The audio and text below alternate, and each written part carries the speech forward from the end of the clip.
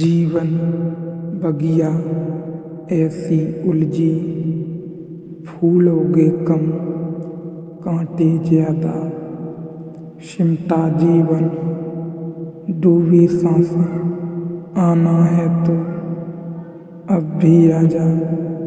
यदि आपने अभी तक अंतिम अध्याय नहीं देखा है तो कृपया करके अंतिम अध्याय देखें, उसके बाद ही इस अध्याय में प्रवेश करें।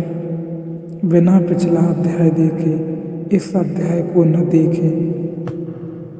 यह प्रवचन तीसरा है। जैसी गति वैसी मति, जैसी मति वैसी गति।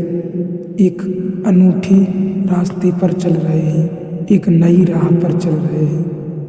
पहला सूत्र अष्टावक्र ने कहा, तू सबका एक दृष्टा है और सदा सचमुच मुक्त है। तेरा बंधन तो यही है कि तू अपने को छोड़ दूसरे को दृष्टा देखता है। यह सूत्र अत्यंत बहुमूल्य है। एक एक शब्द तू सबका एक दृष्टा है और सदा सचमुच मुक्त है। साधारणतः हमें अपने जीवन का बोध दूसरों की आंखों से मिलता है।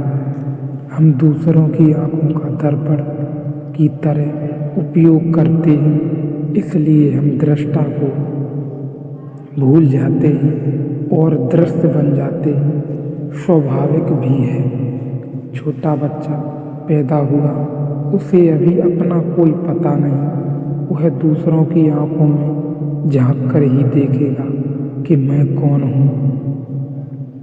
अपना चेहरा तो दिखाई पड़ता नहीं, दर्पण खोजना होगा। जब तुम दर्पण में अपने को देखते हो तो तुम दृश्य हो गए, दृष्टा न रहे। तुम्हारी अपने से पहचान नहीं कितनी है, उतनी जितना दर्पण ने कहा।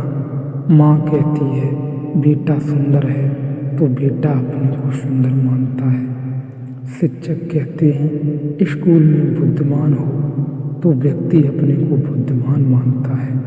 कोई अपमान कर देता है, कोई निंदा कर देता है तो निंदा का स्वर भीतर समा जाता है। इसलिए तो हमें अपना बोध बड़ा भ्रामक मालूम होता है, क्योंकि अनेक स्वरों से मिलकर बना है। किसी ने कहा सुंदर हो और किसी ने कहा तुम और सुंदर हो। शक्ल तो देखो आईने में।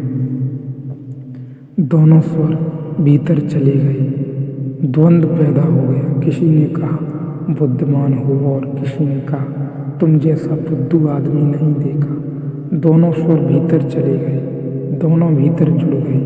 बड़ी बेचैनी है,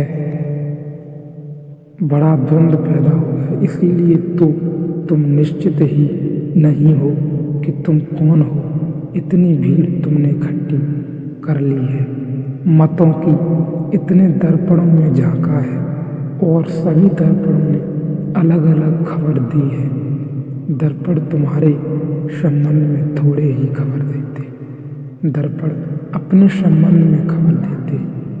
तुमने दर्पण देखे होंगे जिनमें तुम लंबे हो जाते हो, दर्पण देखे होंगे जिनमें तुम मोटे हो जाते हो, दर्पण देखे होंगे जिनमें तुम अति सुंदर दिखने लगते हो, दर्पण देखे होंगे जिनमें तुम अति कुरूप हो जाते हो, अष्टावक्र हो जाते हो।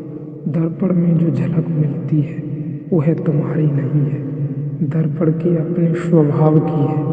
विरोधी बातें इकट्ठी होती चली जाती हैं। इन्हीं विरोधी बातों के संग्रह का नाम तुम समझ लेते हो मैं हूँ। इसलिए तुम सदा कपते रहते हो, डरते रहते हो। लोक मत का कितना भय होता है।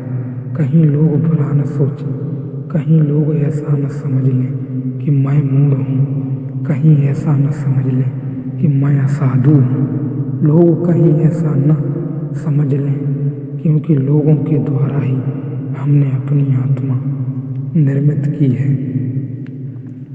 गुरुजी अपने शिष्यों से कहता था, अगर तुम्हें आत्मा को जानना हो तो तुम्हें लोगों को छोड़ना होगा। ठीक कहता था। सदियों से यही सद्गुरु उन्होंने कहा है, अगर तुम्हें स्वयं को पहचानना हो तो तुम्हें दूसरों की आंखों में देखना बंद कर देना हो। मेरे देखे बहुत से खोजी सत्य के अन्वेषक समाज को छोड़कर चले गए।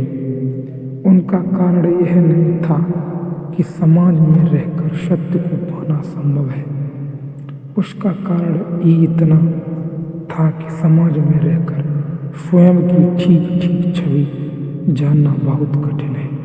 यहाँ लोग खबर ही दिए चले जाते हैं कि तुम कौन हो। तुम पूछो न पूछो, सब तरफ से झलकें आती ही रहती हैं कि तुम कौन हो, और हम धीरे धीरे इन्हीं झलकों के लिए जीने लगते। मैंने सुना है एक राजनेता मरा, उसकी पत्नी 2 वर्ष पहले मर गई थी।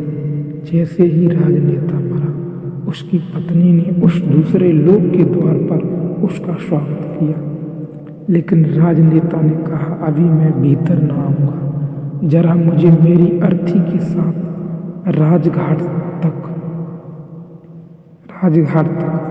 हो आने दो। पत्नी ने कहा, अब क्या सार है, वहाँ तो देह पड़ी रह गई मिट्टी है। उसने कहा, इतना तो देख लेने दो, कितने लोग विदा करने आए। राजनेता और उसकी पत्नी भी अर्थी के साथ साथ किसी को तो दिखाई न पड़ते थे, पर उनको अर्थी दिखाई पड़ती थी।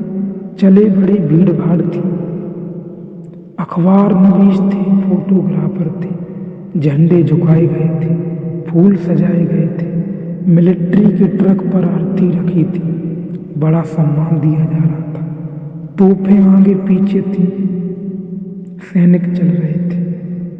गदगद हो उठा राजनेता। पत्नी ने कहा, इतने प्रश्न क्या हो रहे हो?